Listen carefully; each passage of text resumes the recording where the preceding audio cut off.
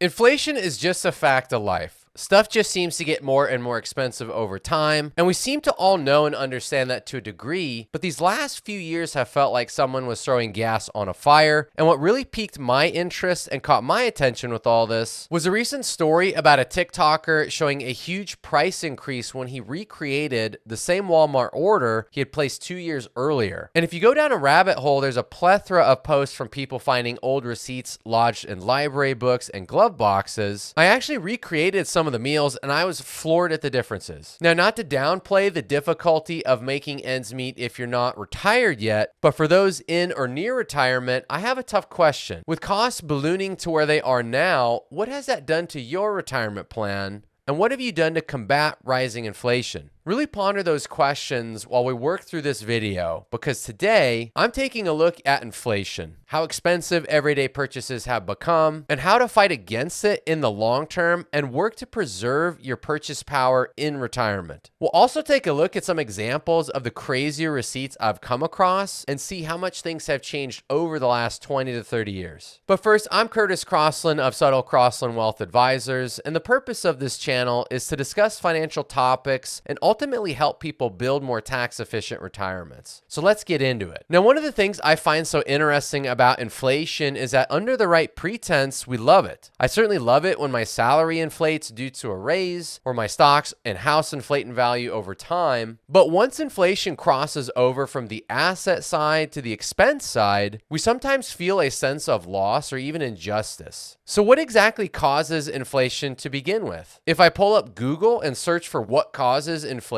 I can read through endless viewpoints and articles, but this one from the Harvard Business Review caught my attention, and this paragraph here kind of sums it up nicely. There is no one answer, maybe supply shock, maybe an increase in the money supply, or maybe self-fulfilling cycle. Wait, what? Well, to be fair, I have certainly felt the social pressure of hitting that tip button when checking out in the self-serve line at the store. I personally tend to fall on the straightforward approach that it's just too many dollars chasing too few goods. And increasing the money supply can act as an accelerant. And while I certainly wish we had the collective power to get together and self-fulfill these prices lower, you and I as an individual have very little to no effect directly. We're just simply too small alone. Boy, do we feel the effect as individuals staring down our online bank history or statements. Let me show you a few examples of what I'm talking about. Now, I love Five Guys burgers. They used to be my go-to if I wanted a fast food burger, but prices have been tough to swallow. Check out this receipt I found online from a Five Guys order, and this was just from 2013. It includes one little cheeseburger, one little fry, and actually a shout out to Five Guys basically doubling your fry size in the bag, and one regular drink. Grand total comes to $10.15. Now, prices are probably different depending on where you live, but when I recreated this order at a place near me, I get a total of $18.71. So in 11 years, that equates to an 84.33% increase. And if you annualize that number, you get an average annualized inflation rate of 5.72%. The concerning part comes next. If in another 11 years, inflation stays the exact same, this meal will cost $34.49. Check out this next receipt. Looks like we have a quarter pounder with cheese value meal, but with 2 large fries and chocolate shake. Total in 98 comes to $7.46. Same meal for me at my local McDonald's in 2024. We're looking at $23.77. That's a roughly 218% increase in 26 years, or annualized at 4.56%. In 26 more years, if this inflation is the same, this will cost $75.74. And here's a fun one, a gas receipt from 2002. The price of gas probably fluctuates more than anything else we'll look at, but here we see it at $1.49. I can't tell the grade of gas. I see the word plus, but I couldn't tell you if that's a mid-grade or not. Cheapest regular near me as of filming was $3.49. I know this can also vary depending on region, but for me, that's a 133% increase in 22 years, or 3.93% annualized. And we could look at a million of these, but I'll show just one more that I found pretty compelling.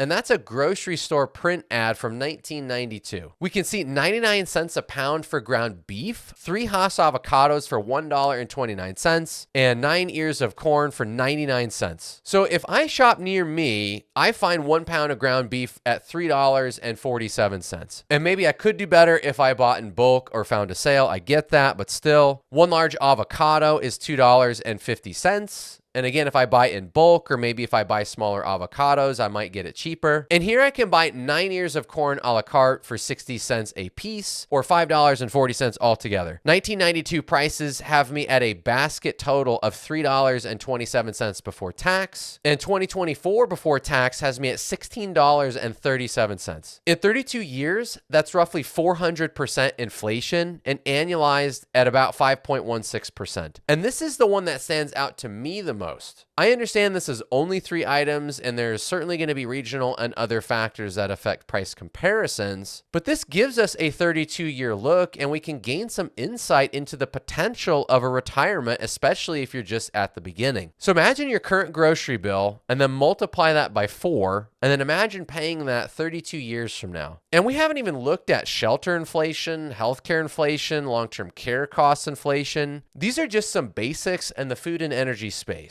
Now, at this point, you might be asking yourself, what am I supposed to do about this? I can't control inflation, but I certainly get impacted by it. Well, for some, the answer may be obvious, but if you're still unsure, the reality is that we have to keep our money working for us in some capacity to preserve our purchase power through retirement. So the idea is that when you retire, your money really doesn't. It keeps working for you. This means investing, and this means having a strategy that tries to provide a real return, or put another way, a return rate that's still positive after accounting for the effects of inflation. And since a lot of us may not just have millions available to us, we may also need a rate of real return high enough to help pay for growing needs. Let me show you a couple items that can add some perspective. The first is this Bureau of Labor Statistics calculator. Well, we'll take a look at an officially provided inflation measure using CPI, or Consumer Price Index. And what this is trying to tell us is that if we take a 30-year history, so from July 1994 through July 2024, it would take $2.12 today to buy the same amount of value as $1 did back in 1994. That's an inflation rate for that 30-year period, according to this tool, of 112%. Now, we saw some examples that were much higher than that, so take of that what you will, but this is the official tool available from the Bureau of Labor Statistics, and they do spend a lot of time and effort to gather and analyze data. Next, we're going to take a look at the historical returns of a few large market indexes. We can gain important perspective by looking at the path of these asset classes over time and what they've done for participants. We'll look broadly at US stocks, non-US or ex-US stocks, and US bonds. And we can use Dimensional Fund's Matrix book, which provides this data to us in a nice package. Here we can see the CRSP 1-10 index. This is a market cap weighted index that spans the entire US stock market. In the 80 years preceding 2024, this index had an average annual return of 11.4% and then 9.8% based on just the last 20 years. The MSCI World ex-USA Index has a 50-year annual average return at 9.0% and then 6.2% in the last 20 years. And lastly, if we look at the Bloomberg US Aggregate Bond Index, we see that the 20-year average annual return is at 3.2%. So for folks that retired in 1994 and had a plan to keep their dollars working for them in these type of asset classes,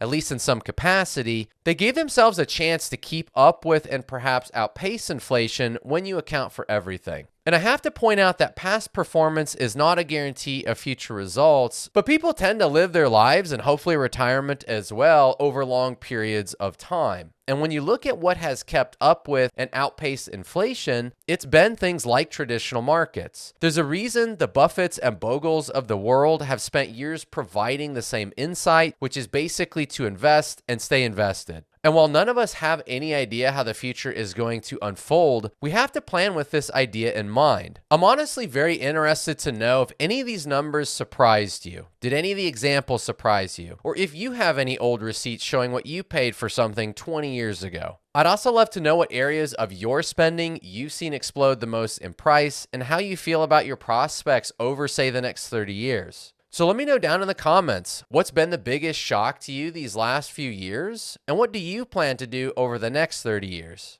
And if you enjoyed this particular topic or got something out of the video, I'd certainly appreciate a subscribe.